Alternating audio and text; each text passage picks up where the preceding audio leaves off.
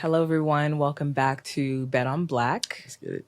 My name is Monique, and I'm here with Gabriel Guisado, co-founder of Five Side Media, Wavy Footy, and Vino Fridays. It is so good to have you here. I appreciate you having me. Thank you so much for being here. If y'all don't know, Gabe's podcast was the first podcast that I was on a few months ago, and I'm so thankful that you took a chance on me. You were like, I want to give you a platform to talk about all the stuff that I do with Glamour and everything outside of that. So thank you for being here. For sure, and thank you for having me, because this is my first solo podcast interview, sort of feature thing, so I definitely appreciate it as well. Of course. And so today I really want to focus on Vino Fridays. Let's do it. What led you to create Vino Fridays? Long story. Where do we start? Okay, let's go. I got the iPod Nano in 2009. We ain't got to go that far back. But I would say, to make it a bit of a story, I graduated from college in 2019 and moved to Philadelphia. Where'd you go to school? University of Rochester, nice. studying biomedical engineering. So how was that? Intense. Okay. The degree was very intense, but I'm very happy about it. Always had a passion for doing something that could impact global health. Yeah. And so biomedical engineering was definitely a pathway for that, but a lot of math, a lot of science, a lot of really difficult classes. What was Rochester like? Rochester, cold and snowy. One of the worst weathers in the country, I would say. Oh my goodness. Yeah, we're talking, you might get 8 inches of snow the night before an exam at 9 a.m.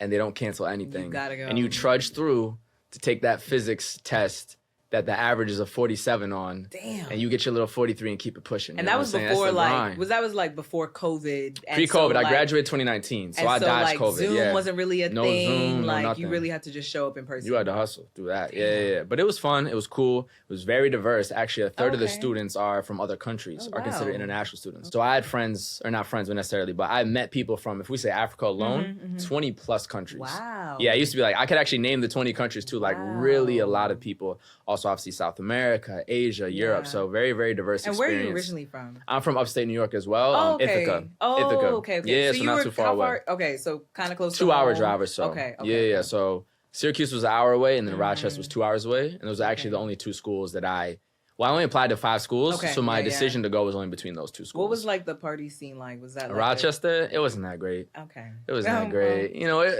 it had its moments. Yeah. It had its times where you play Dreaming Nightmares and everybody's lit. You know what I'm saying? But not Dreaming Nightmares. Yeah, you know what I mean? But it was nothing crazy. Nothing crazy. Did y'all go to like other schools? I didn't. Like, what? Okay. So I don't want to say. Oh, fuck it. Fuck it. So there's this other school in Rochester called RIT. My sister went there. Okay, actually, fire. Yeah, she did marketing there. That's okay, so funny. Rochester Institute of Technology, and they have a bunch of ads in what do you call it, Moynihan Train Hall, like Penn Station. Yeah. And I'm looking there like, I don't know if they're letting y'all know, but this shit is like 70% guys. Oh. Yeah, facts, or 65%, whatever it is. I mean, I guess that makes so in terms sense, of partying, that wasn't somewhere I was really going to necessarily, trek out to. Right. Didn't have a whip either, so it's not like, you know what I'm saying? I kept it on campus. Yeah. Okay, interesting. Right, but it was cool. Okay, so leading back to Vino Fridays, Vino Fridays, absolutely. Detour, yeah, I am curious. Not for sure. What led you there? Yeah, so in Rochester and before that, high school, everything, I always just been like a really big fan of R&B and was always looking for kind of like the new artist, the new song. So I remember finding Bryson Tiller in like early 2014, kind of called that. Same with Party Next Door in like 2013, I think. Tory Lanez before the incident. Right, let's just before the incident when he was just some dude in Toronto making good music. I called like his kind of stardom and everything too. Definitely didn't call he would do some bullshit. So I've always liked looking out for new artists and then putting people in my life onto that music. Yeah. So kind of casually did that in college, you know, pre-gaming in the dorm or just kind of hanging out, sipping some wine, listening to that type of music. Yeah. And then I graduated, moved to Philly. Didn't know a single soul, but I'm like, okay, I'm in Philly. Nightlife here has to be way better than Rochester. And there's got to be like some sort of new R&B vibe. And I never found it, which was very strange. So I started just hosting friends at the crib. So like London, you remember friend London? Yeah. So I met London out in Philly, actually. That's where we first connected. She was at the same company as me. Yeah. So like people like her, all the homies, you know, a new R&B album drops. I listen to that, sip some wine, not thinking of branding it or anything, but just kind of enjoying that vibe. What I started to do too was I would post a song with like the wine that I'm drinking, and it kind of became like a Vino Friday, the very, very beginning of it. Fast forward, moved to New York, which has always been home away from home, but finally got to live here full time starting in summer 2022. Moved to New York. I know it has a great nightlife scene. I visited mad times. Okay, I'm gonna find the R&B party here. And I couldn't find it. That's really fully to my taste. You know what I mean? And then kind of waited, went out more and more, Brooklyn, Manhattan, Harlem, whatever it is, I could not find it. When you moved to New York, what were some of the places that you checked out just to get a vibe of like what the scene was like? Yeah, I think my first party, the day after I moved, I went with Jarrell. It was the Bell House. And it was a Mike Nasty No Filter. Okay, yeah. And it was July 2nd. That was one of the best. It's probably also because I just moved to New York. Right. But like the litness of that night, the bangers, the music, everybody was on stage, just packed that was like peak party shit of my life, low key. Yeah. And I think a lot of it is also because I just moved and I was, oh my God, I'm in my new city, I'm Excited having the time of my and life. just, like, I'm out till 6. My homegirls visiting from DC. It would just turn up. Shout out my Nasty to throw some of the best parties out here. So a place like that, obviously Lot 45, all the stuff in Bushwick, Cafe Arzuli, you know, Lovejoy's, all that kind of stuff. And there's R&B parties. There's not new age R&B parties. So so what's the difference? Huge things. Yeah, so like R&B, if you just see that on a flyer, what you're expecting to hear, unfortunately, is old music. Right. So Usher, so many classics, bangers. We love Usher, of course. Love Usher. Keisha Cole, Love, you know what I'm saying? Fantasia, whatever the name of that one song is. It's I don't know the name. When I see you, all that electric slide type music. Like, there's nothing wrong with that music. I like it, I enjoy it. But I feel like there's just a huge lack of a place where you can consistently hear new age R&B. Or even like Bryson Tiller debut onward. Like, how come I don't hear that music outside? You know what I mean? So I was like, how do I eventually kind of create that space? Then I think in 23, I started bringing that Vino Friday concept back with the music and the wine. Yeah. But I started posting them as reels. And started slowly building a playlist of all the songs I was making. So this is like summer, fall 2023. At that point, I realized New York just doesn't have this. And then eventually I was like, I could low-key host a vibe that's around this energy. And then real quick, why do you think that new age R&B wasn't already a thing? Like what do you think it was that's kind of keeping DJs from playing it? Yeah, especially like consistently. Yeah. So because I will say, obviously, you can still hear Snooze once in the night. You can hear maybe Don't. Right. You can hear some Drake Take Care kind of vibes. I do think for sure the vibe of R&B changed a lot with The Weeknd, with Party, with Drake, Bryson, SZA, Summer Walker. It got a bit more emotional. Yeah. It got a bit more, the sound got darker. Yeah. It got slower. And there was less like, I'm dancing in the club, I see Shorty across there, and she's sipping on, you know what I mean? That vibe, which I think there's a lot of artists I can shout that are bringing that vibe back. I do feel like that was missing. Yeah. And so to get that kind of energy, the upbeat kind of dancey R&B, people kept going from the Usher in that era, Chris Brown, whatever. So I think that's part of it. And also even just like statistically, the numbers of R&B have declined. And if you even think about the biggest R&B stars, probably technically Beyonce. She's more everything and pop, you know what I mean? So it kind of slowly, the numbers have gone down, the danciness went down. That's a really good point. It also merged with rap kind of. Yeah. So what is distinct R&B? Right. So I think that is part of it. I'm not even blaming people for not playing it like that. Right. Like, I understand. That's a really good point about it becoming like more emotional. Oh, for sure. Because when I think about Summer Walker and Bryson Tiller and Daniel Caesar, I think about crying in my bed about a man and that I should not be crying over. But like, that's not really what I want to be listening to when I'm in the club. But they're still bangers. There's still bangers. Like, there's still songs that I'm going to sing, just like I'm going to sing Fantasia When I See You. You know what I mean? For sure. Or Keisha Cole. And to be honest, a lot of rap music isn't exactly the most positive that we're enjoying in the club. You know what I mean? So some of the content is even the same. Right. You know, anything about Brent Faiyaz and Future, there's a lot of similarities there. Low-key. And I have a hot take about R&B before I continue it. Yes. I do feel like new R&B is much more honest than previous generations. Unpack that for me. Because I feel like Boyz II Men and Neo and all these guys from the 90s, early 2000s, whatever it is now, if you hear about the stuff coming out about them now, that Singing in the Rain, I Love You, he wasn't loving nobody, bro. He was saying that to 7 girls.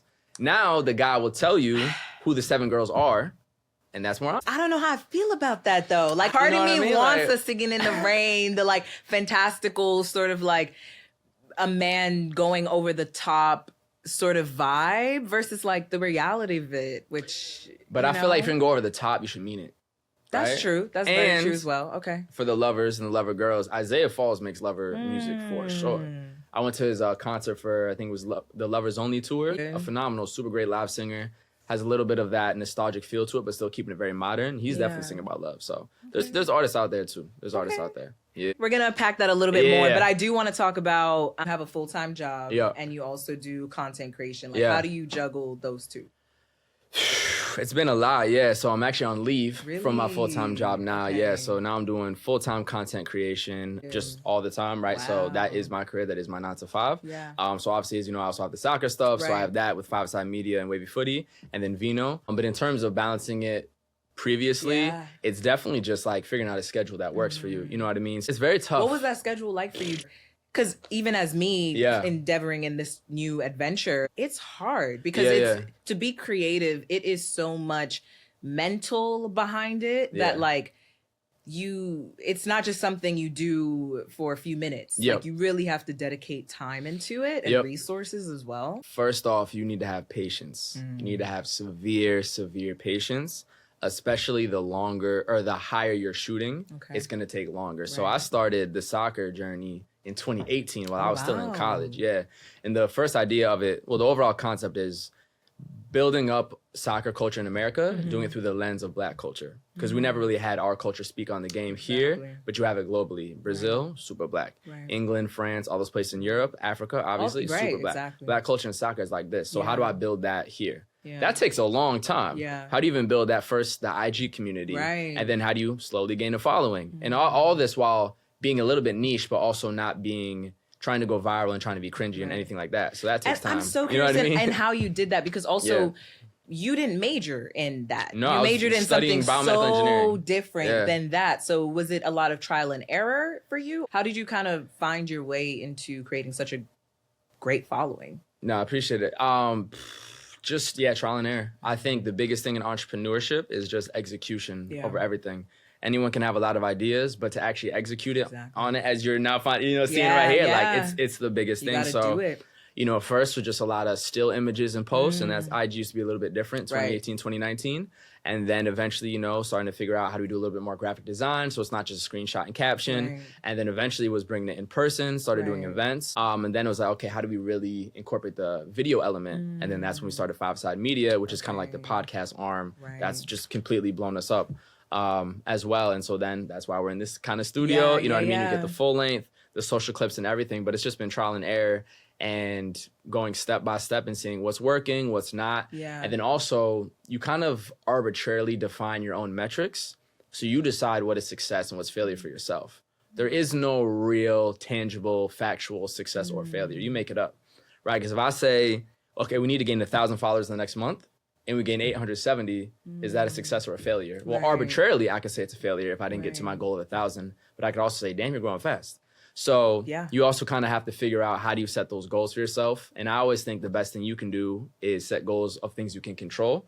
Something like follower count, views are things you cannot control. What you can't control is the output. What you can't control is the quality of the content you're producing. That is, you know what I'm saying? So what you can't control is the style, that all of that you can control. Yes. I can't make someone follow me, like it, share, view, come to my event. That's something I can't do. So control what you can control, and the numbers will come eventually, as long as you're good enough. There is a talent factor similar to sports. Like it's not just hard work, but as long as you have enough talent, like you'll definitely get there. That is so important. That's something that like outside of this and in like my personal life, I'm always just like, can I change this? Yeah. Like, can I control this? Right. Because if the answer is no, I cannot allow myself to fret and to be anxious and to worry about what the end result is going to be, because I literally have no control over that. I never got a straight answer from you. But how did you juggle your two priorities basically when you were full time?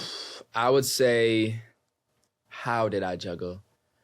It's a great question, because I'm trying to figure out how to phrase it. I would say that just doing as much as I can while remaining sane is essentially it. So if a lot of people, they say the 9 to 5 and then the 5 to 9, that's a pretty traditional format and something that I tried to do when I had a very busy 9 to 5 portion. But sometimes you have more freedom. And so that within the 9 to 5, okay, I'm working on a little bit of a PowerPoint presentation. Let me get 3 posts up. Let me go back to it, and let me kind of go into between. But I would say the general concept was 9 to 5, handle the corporate Accenture stuff. 5 to 9, working whatever I need to do to build a platform, which would be, late nights in the studio here when doing 5-Side Media. Was it ever challenging to mentally shift between the two worlds? Because Accenture is consulting. That's very corporate 9 to 5 type of stuff, clients facing, all that type of thing, versus content creation is still client facing and still very like here's what you have to do, but again, more creative. Yeah, I think it is difficult because you're completely switching your two brains and you have to figure out how to balance it. I do think at one point I got super comfortable with it though. Okay. So if I knew I had 10 minutes before the next call and I knew a certain player scored a goal, I could grab that photo, edit, boom, put a caption, blank scored his 7th of the season for this, shout out this young player, and get that out like that. Right. You know what I mean? But something else like editing a clip, you can't. You need to really get into a whole nother mode. I got to find B-roll footage to put in, add captions, all that. And then I think it was more challenging. But with time, the balance becomes easier. And I will also say the balance ebbs and flows. Because I said 9 to 5, 5 to 9. That's a standard concept. Yeah. But we all know 9 to 5s can be a lot longer than that.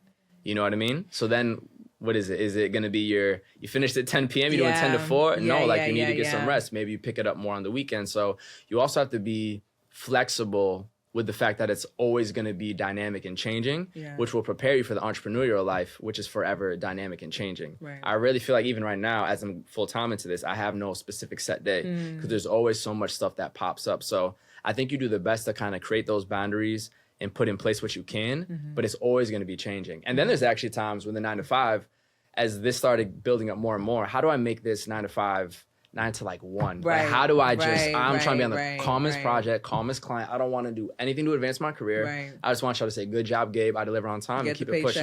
And that's what it's been probably the last year. Try to do as calm as possible. Yeah. And then I'm pretty much, it's almost more like full-time content. And I just do what I got to do for the corporate job. So was there one thing or a few things that really made you say, okay, I'm ready to commit full-time to this? Yeah, I think one is being monetized for sure. If you're gonna quit your full-time job, you either have to have, I would say, a lot of savings or another way to make money. So I don't have like crazy full year savings to pay all my expenses at all. Yeah. But I do know we're making the money in the soccer shit and I'm making the money through Vino, that's something that this will only get better if I'm putting my entire time into it. So monetization was one thing. And then also would just be like the level of looks that we're getting, especially on the soccer stuff, like being able to be at Super Bowl with La Liga, like that's major. You know what I'm saying? I appreciate it. So La Liga is the Spanish soccer league, one of the biggest sports leagues in the world. We also have connections with the Bundesliga, the German league, EFL, second division in England. Even just seeing our engagement, like the fact that we super outperform. If we have 13K followers, but we have, 10 videos at 1 million views. Yeah. And then a bunch over 100K. Like just seeing the motion, seeing the growth. Wow. We're making money from it, connect to these big leagues. You kind of see the proof. You've already done it. Yeah. You've already made it in the sense of you've monetized your passion. Now it's just scaling it, which is different than you haven't made a penny at all, and now you want to scale something that still hasn't made a penny. Right. It's so like the fact that you've actually been paid. Nivea Men, our first year-long brand deal, that was very massive for us, and to kind of have that little bit of security as well, re-sign with them too. So those kind of things, I'm like, okay, this is real and tangible. The more I put into this, the more me and my guys put into this, the further it goes. And then the same with Vino, because events, they're quick. It's a few hours, but it's so much that goes into hosting. Yeah. I'm doing way more content around it too. As you see me talking about a lot of new R&B artists. I just did a random thing about Via Ray for Black History Month. Because Vino is more than just an event too. Right. So knowing how much, and that shit has paid off too. Right. Just talking about music, I'm already connected with a bunch of artists. So being able to like really put my time and knowing kind of proof of the pudding of what I have, but now if I go full time into this, what it's going to be at, it just felt like the right time. And I'd done 5 years at Accenture. Right. So I'd worked that corporate life. I'd made, the good salary and everything. Made the connections, you had to do. And I can leverage that and go to all other types of corporations. Right, if you need to. But the moment of soccer right now with the World Cup coming next summer. This is the time. The age I'm at in terms of hosting events in nightlife, because I want to do this at 42. You know what I mean? It's kind of like now's the time. It's a good transitional period. So I was like, fuck it, let's do it. I want to say too, we have a mutual friend, Kendrick. And I remember when he first started posting and doing it with you guys. And I was like, oh, like, what's this? Like, okay. But I was already intrigued, not necessarily because I'm a soccer fan necessarily, but because I saw a group of Black men talking about a sport that historically has unfortunately excluded you guys from commentating on it. It hasn't excluded you from playing in it, but excluded you guys from being able to talk about it and really connect certain cultural things with the sport. So I think it's really, really important what you guys do. I want to get back a little bit to Vino Friday. And of course, let's do it. Did I answer your first question? No, you did. Okay, because I was like, wait, did I cut it off too early? No, you did. And I got much more I can say for sure. No, I think you did. And what I think it really goes to show is like, there's not one way of doing it. You know what I'm saying? There's not one way of juggling a full-time and content creation. You really just have to figure out what works for you and whatever works for you. It might change over time too. Like how you started, in 2018 is going to be different from last year, right? Because just you're in a different space. But Vino Fridays has been all over New York City. Cafe Zuli, Dick and Jane's, Red Pavilion. I've been to a few of the events. How do you choose the venues that you want to host at? It's a great question. Yeah, very important too for anybody hosting events, especially in nightlife. I think you have to first off start with what makes sense for you, right? So my first one was at Lips Cafe in Flatbush. You were at the second one at Lips, right? With some of your homegirls and all that. Yeah. So Lips is great because a place like that is not a nightlife venue, but they can open up for the night with kind of a rent out, and they had a very, very good wine deal. So shout out Lips Cafe if y'all ever want to work with them. Super for the people, black owned, cultural. Mad stars be stopping over there. Marlo from The Wire, all types of people. Yeah, they're super connected. Okay, Lips. Big shout out to Lips. So shout out my boy, you know Jarrell, obviously. Yeah. Jarrell. And shout out Jermaine, the owner. Right, Jarrell, I call him the mayor of Flatbush, one of my good friends from Flatbush. Yeah. So he told me that Lips would be like the perfect place because they're super down to collaborate. They don't care about any experience. They just want to help build out the community. So as an unproven, non-existent event, other than my first one, which I held in my apartment lounge, because fuck it, we're going to find a way to get the first one out. You know what I mean? And it was also Rose's birthday. So we did Vino X Rose's birthday for the first one. It's like finding that kind of simple place that's just down for anyone new. Because obviously Red Pavilion, place like that with bar minimums, you can't start like that. It's a huge risk. So I wanted to start, okay, how do I start somewhere calm like that? And that was Lips. And that went super well. It was much more flexible too. We did a wine open bar the entire time. So with like a $15, $20 ticket, you got wine for 4 hours, which is an insane, non-existent deal in New York City. And that's how it started. Yeah. And I thought, oh shit, let's do an open bar party because I love the concept of I have a ticket, I ain't paying nothing else. Yeah. I know what I'm paying for the night. Quickly realized you can't do that at regular bars and venues, and that shit is like 80 a person. I don't even like the concept of people paying that much. So I was like, okay, boom, I can't do that. But Lips is small, 100 capacity. We know it don't really fit 100, and I had 120 people show up. So that shit was dumb packed niggas outside, all types of shit. So I was like, okay, that was step one. How do I find a new place? Kendrick had his birthday party at Cafe Zuli in like summer 23, May 23, I think. And he had the contact of the people there and Mark and everything. And Chris, I think it was. And so just emailed them, saw their vibe. So that was my second venue, and I live right there too. So I was like, okay. And then obviously a place like that, you can't really do a Friday night, but I could do Saturday daytime. Okay, so I did Saturday daytime. They didn't give me a bar minimum. And I had my wine open bar for only 1 hour there, which was affordable. So it's kind of like, okay, first place, very accessible, cheaper. I already overpacked it, bring it to somewhere bigger. Okay, somewhere bigger, maybe not on a Friday night because those bar minimums are high. But then how do I find another vibe? Okay, how Saturday can I work day with the party. venue to make sure that we can all work together? And then also, I knew that this thing could go pretty quick. And Erzuli, that's a good stamp, quick. So boom, second one, Erzuli, that shit went really well. Then it was Lovejoy's, another really nice spot in Brooklyn. Too expensive on Friday nights, but I did another Saturday day party. Boom. Then back to Lips, which if I know I could pack it out the first time, it's grown more. And that was lit, y'all. I think that's the one I went to. And I was like, hold on, wait a minute. Like, all right. When I went, I didn't know what to expect. I was just going because, word of mouth and stuff like that. And first of all, you had games, which I really liked, and like incorporated that into the whole experience, which it is nice to go to an event where you are drinking and people are it's young, black people around you, but it's not necessarily working all the time. You know what I'm saying? I love a good twerk. But it is nice to just kind of go and grab a drink with your friends, play a little Uno, play a little Jenga, and then also like network and meet different people. I remember, I think it was like springtime that event, because I remember June. I was wearing a cute little short set and I was like outside. I was like, this is such a vibe. I really did love it. That was summertime for sure. It got hot in there though, so we had to open that shit up. But that also told me, and the Lips owner himself was like, bro, like next time you got to do 333 Lounge. Oh, this place I got ownership in. So I eventually ended up doing. You know what I mean? But then I had my first proper Friday night 10 to 4 vibe at Red Pavilion in that September, and a lot of people had told me, low-key, like, yo, bro, I don't know, kind of doing like the bigger venue, the real late night, because I never had one until 4. It ended more like 12 or 1. And that was my first, I called it like Vino Fridays Volume 6 late night edition. That was one of my best ones. And at that time, it was the best one yet. Packed it out, had dope DJ, shout out Mahogany, Chameleon, Honeycut, Cuddy. And then that started my relationship with Red Pavilion. So at that point, it was, okay, I've done the small venue twice, super packed it out. Actually, I low-key can't bring it back here for now.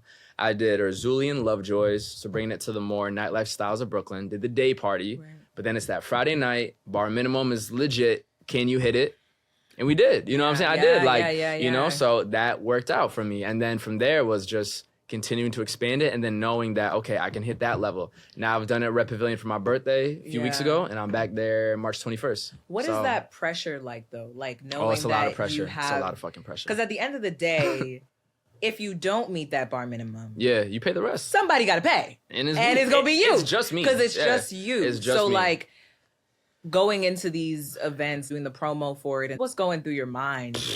What's going through my mind? Too much shit. Yeah, it's a lot, honestly, because it's so many levels to it. One, when you're starting off, you're the dude with the event that doesn't exist, that you're inviting everybody to, including kind of random. So it's kind of like, who the fuck is this nigga asking me to the, you know, is he trying to even hit on me? I was like, obviously not. Right. But so you have to people like, there, so come you know on. what I mean? You have to like stomach that initial vibe.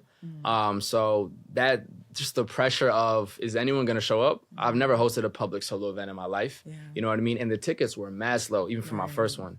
I think I had 10 on like the week before, and then my homegirl posted it, and I knew she had some friends, whatever, and then it jumped to like 20, 30, 40. Okay, I wanted to hit 100, so, but the Monday of, it was like 100. Okay. And then that Friday of that first event, it was like 120. Because I learned people buy tickets late. They do. The scale goes this, usually a little jump, flattens out, and the day of just shoots.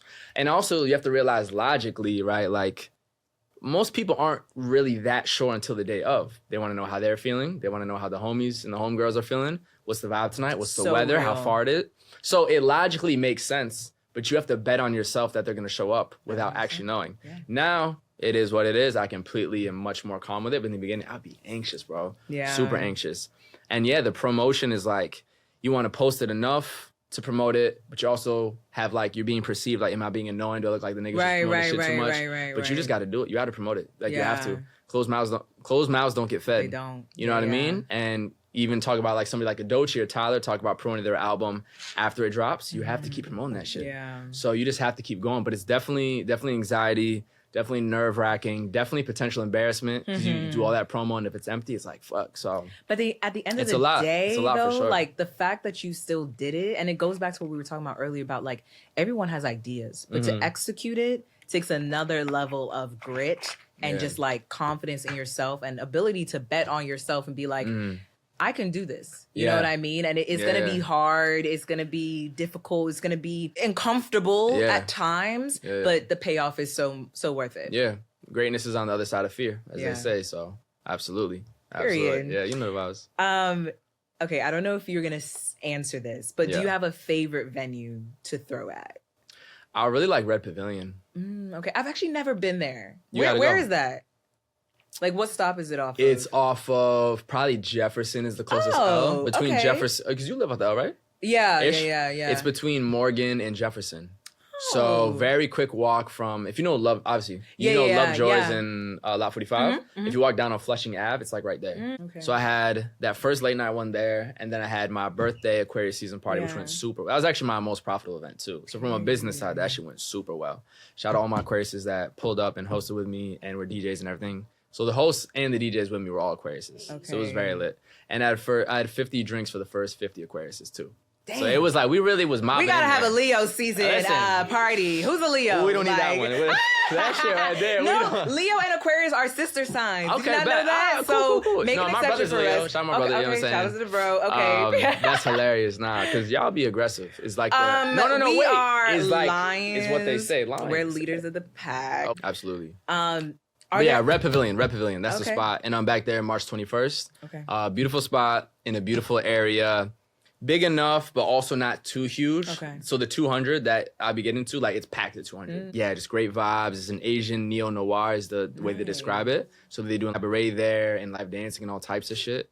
And so, the lighting, the red lights, the mist. It's a vibe. It's very Vino. It's perfect. So I'll be back there for sure. Shout out Orson and everybody out that spot. So that's my favorite right now. Are there any venues in New York that you want to host at? Oh, for sure.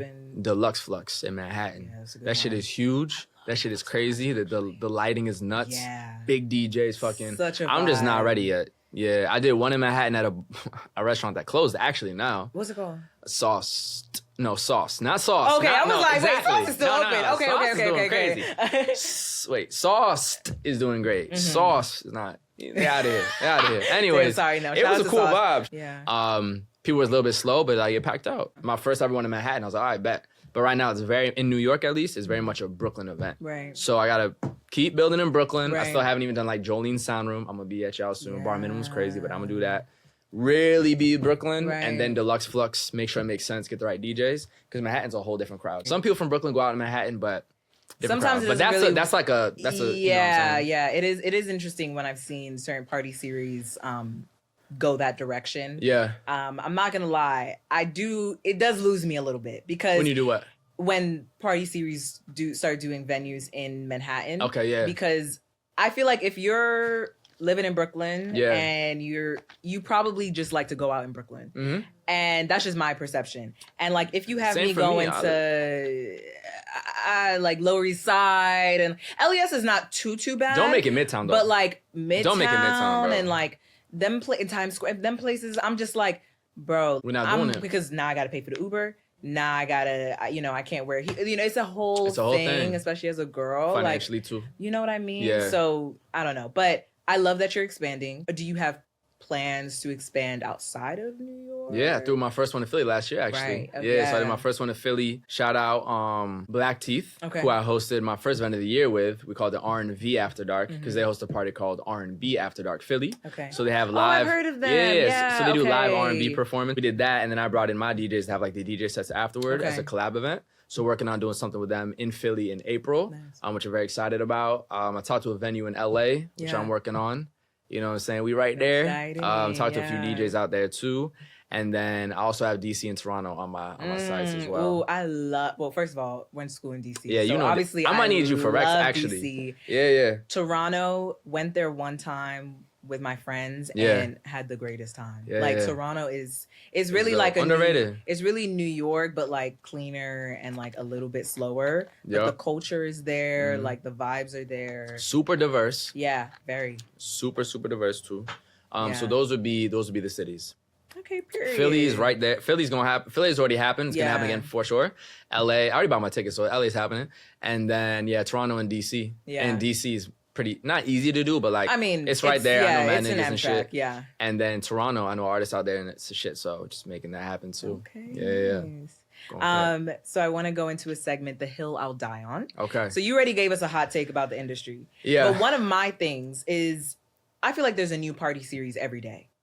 Oh yeah. I don't know if you're noticing that, but I feel like it's very oversaturated and it's making me not want to go out. It's making me just want to like kind of recluse. And I don't know if it's because it's winter right now, but I'm a bit overwhelmed by everything that's going on. Yeah. How do you feel about it? And do you feel, how are you standing out from all the other series? Yeah, it is saturated. It's very saturated, and shout out to people who are above the saturation. So people have been doing this for years and years and have the crazy following, and like y'all are good, y'all are set. But in the middle of that, everything below that, it's just so much shit. Yeah. And a lot of it is the same. Mm-hmm. A lot of it is very generic. It's the same genres, it's the same vibe, it's the same like just turn up and have a good time. But like, what does that mean, bro? Right, what is the, and I see some events use like very, like when there's a corporate email with a bunch of language that says nothing. I'm screaming, yeah. And it's like, it's more than an event. It's a, like, what does this mean, you're just playing the same music, like, you know what I mean? Like, so it gets very generic. I think now too, so yeah, the events are saturated for sure. But it's in New York, so everybody can eat. And the DJs might be even more saturated than the events. And I'm not a DJ, so I'm not saying this DJs are not my competition in any way, nothing. There's too many DJs. Yeah. It's not necessary. And I also think that DJs are kind of biting from each other. And everybody wants to have the moment where you're playing a song and it's recorded. You got the people behind you and the build up. And then you do the transition and then the homies jumping up and the girls, But y'all are not doing it well. Yeah. And you're not doing it well for the whole night. So the vibe's not there. And you have one cool clip maybe that might not even be edited that well. Right. You know who's doing that well? My guys at Club One Bedroom who have been going absolutely crazy, selling out in London, LA, Philly, Houston, New York, did Webster Hall. Oh, it's amazing. Victoria Monet posted them. They're super viral because the content is amazing. Right. But as someone who's done photography for their parties and just enjoyed as a guest, every song is lit. Everything is fun. It's super nostalgic. Have you heard of Solocution? Selection. Oh, No way. I was like, there's no way. I thought she was putting me on. And then she said, solocution. Not selection. Selection. Yeah, selection is amazing. That's top Okay, top have of you the line. been? Because I'm going tomorrow with my friend. In New York? Yeah, shit. So they have, I think it's their some anniversary. Wow. And they sold out at, I think, Brooklyn Steel or Paramount, Fire. one of those. That's dope. And so they did another date that's actually sold out, and it's at Knockdown. So that's tomorrow that I'm going to. But I'm excited to try new party series. Yeah, Selection is huge. They're they're incredible. They're on a whole nother level. That's an everyday people. That's like that's out of here. That's out of here. So they're dope. But no, Club 1 BD, Club 1 Bedroom. The idea is like bringing a party in a one bedroom where they used to throw their private parties to a venue, and they've just gone crazy. Insane transitions. They're very funny, all about nostalgia. See, that's people who play old music that I fuck with. You know what I'm saying? So my guys, shout out DJ David, shout out Artie. They're going crazy with that. Literally global. They're on tour right now, going crazy. So there's a way to do it, but for sure, it's very saturated. And I think DJs are copying each other too much and they're searching for that moment that they see from my guys at Club 1 BD as an example, or Apartment Life. But you need to curate the entire set to be a good time for the guests. It's actually not about you. It's not just that one moment. It's not about you, bro. It's about the guests. You know what I mean? So I think that, and to stand out, I think my marketing of my event stands out. I think the level of how personal it is stands out because I really am my entire brand, my event. And you're there. You're very visible in the best way possible. Yeah. You know what I mean? I appreciate that. Like, it really is a reflection of me. So I think people who know me and support me kind of feel that attachment. Yeah. And then the music genre, right? New Age R&B, West Coast, Afro R&B, Afro kind of vibes. Then also like sexy drill. But then by the end, we're playing Sexy Red too. Right. It's a social event and a party. Meet someone new, but by the end, you're turning up. And then wine is like a unique beverage. As like being discounted usually or some sort of sponsorship. But then also you get a rose. The photo recaps are beautiful. Like, it's just a whole different energy. It's kind of, oh, what's this? Yeah. You know what I mean? So I feel like all of that put together and me just being me makes it something unique and new. And even the name Vino Fridays, like, what the fuck is that? I didn't realize a lot of y'all didn't know Vino meant wine in Spanish. So I had this girl asking me, first she's like, oh, I'm gonna bring cheese to it. I'm like, it's not a sit down event like that. And I don't even eat cheese. And then she's like, oh, next thing and this was funny. She said, no, I don't. You know what I'm saying? Dairy free over here. You don't eat cheese? Are you lactose intolerant? Nah, I'm just mostly dairy free. Oh, okay. And then she said, next thing you know, you're going to tell me it's not even a vinyl event. I said, she thought it was vinyl. It's no vinyls, bro. Okay. Vino is wine. She was trying to support it. Yeah. Nah, but no, she supported. So all that put together, I feel like it's just very unique. Yeah. You know what I mean? What's been the most rewarding aspect of doing Vino? I think the most rewarding, I'm going to give two answers. One is how much fun people are having or the connections people are making, whether it's friendship, business, romantic, one night, whatever it is, the connections are there, which I think is dope. And then everybody's also just having a great time. And then people who resonate with that kind of music, especially early on, my first DJ, that will always be the most unique shit ever. Like, you're going to hear all that new R&B. So just the people enjoying that vibe, all the connections they're making, how much fun they're having. But then on the flip side, kind of through my Vino content, is how much the singers are resonating with it. When you post this artist who is still early in their career, the same way my event's early, and they're just trying to make their motion, like, oh my God, like, you posted me, like, thank you. They see I have a platform, I'm sharing their music, then they're reposting and saying, yo, we should collab on something. I'm working on booking some stuff like late spring, early summer with this one girl, like all that type of shit. The fact that I'm actually affecting the music industry at the low level, obviously, that to me is extremely rewarding because the biggest thing for Vino for me is the music and being able to eventually throw huge, album release parties for some of the biggest R&B artists out here. You know what I mean? So being able to even have Chase Shakur come through and perform, shout out him. Now he's about to go on tour. Some of the artists I've posted that I'm now about to work with on stuff. On the music industry side, that to me has been very rewarding because I always just wanted to be involved with that. And that's been huge for me for sure. I love that. Just to wrap up, I have two more questions for you. Who are the artists that you're most excited about now? That's so hard. So many. I have so many people I can shout out. Maybe give me like top 2, top 3. R&B, right? Top 2, top 3 that people would not know about. I'm going to give one guy. I'll give 2 guys, 1 girl. So one guy is Alan Huang. Okay. He's out in Southern California. He makes really, really good new age R&B music. It's very kind of like dark and spooky. I think his pen is very good. So like the writing, the lyrics are exceptional. Definitely has the vocals for it. He puts together like good, solid projects as well. And his most recent release has a very like cinematic sound to it and it'll win a little more alternative. So I think he can expand just beyond R&B. So Alan Vaughn is amazing. Kari, who signed to OVO, he's from the Bay Area. Okay. He's got a few bops that he's dropped. And I really liked his EP, Late Night Slaughter Music. So he signed to OVO. That's obviously a huge look for him. Very young artist out of the Bay Area. I think he could do really well. And then this girl named Safa.